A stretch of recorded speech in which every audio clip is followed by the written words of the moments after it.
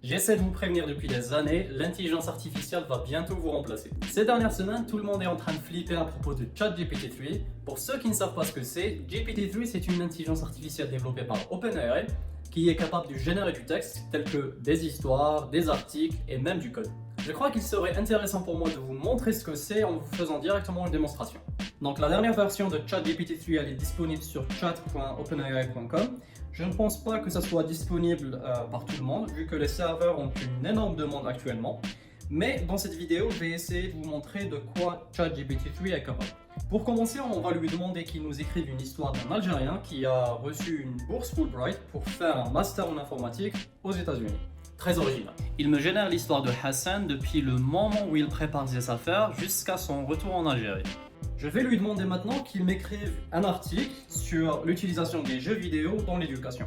Il me génère un article citant différents environnements et matières qui peuvent en bénéficier, ainsi que les avantages qu'on peut tirer de la simulation et les environnements virtuels des jeux vidéo.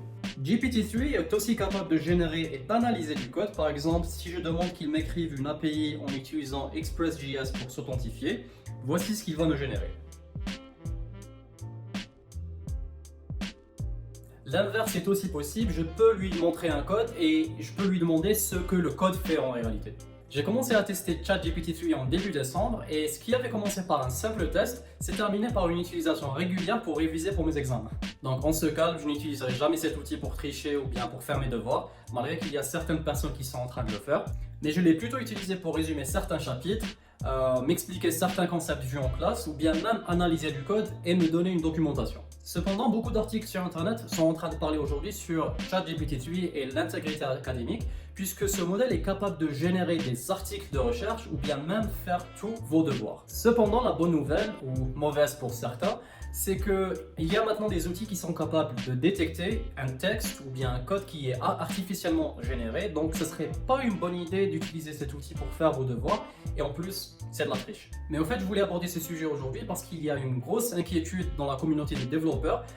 On se demande est-ce que GPT-3 ou bien GitHub Copilot sont capables de remplacer les développeurs. Il est vrai que ce genre d'outil est capable de générer du code totalement fonctionnel et capable d'être déployé sur la production. Malgré que le code qu'il est en train de générer maintenant il est assez basique, mais ça ne m'étonnerait pas que d'ici 2 à 3 ans, le modèle devienne de plus en plus intelligent et sera capable de faire des choses aussi éblouissantes que maintenant. Mais comme je l'ai toujours dit, le rôle d'un développeur, c'est pas simplement de coder ou bien de générer du code comme le fait maintenant ChatGPT-3 ou bien GitHub Copilot. Le rôle d'un développeur, c'est tout d'abord de comprendre le besoin du client et d'essayer de formuler le problème sous forme de code. Mais il faut plutôt comprendre les concepts de base qui vous permettront de formuler le problème d'une manière ingénieuse.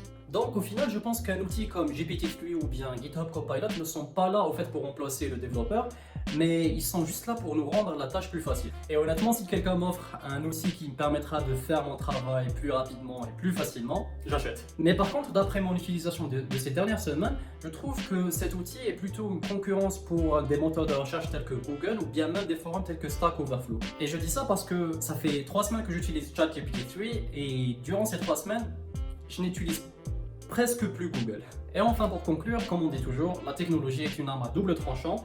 Si vous savez comment vous en servir, ça va être bénéfique pour vous, sinon ça peut vous détruire. Est-ce que certains emplois vont disparaître? C'est très probable.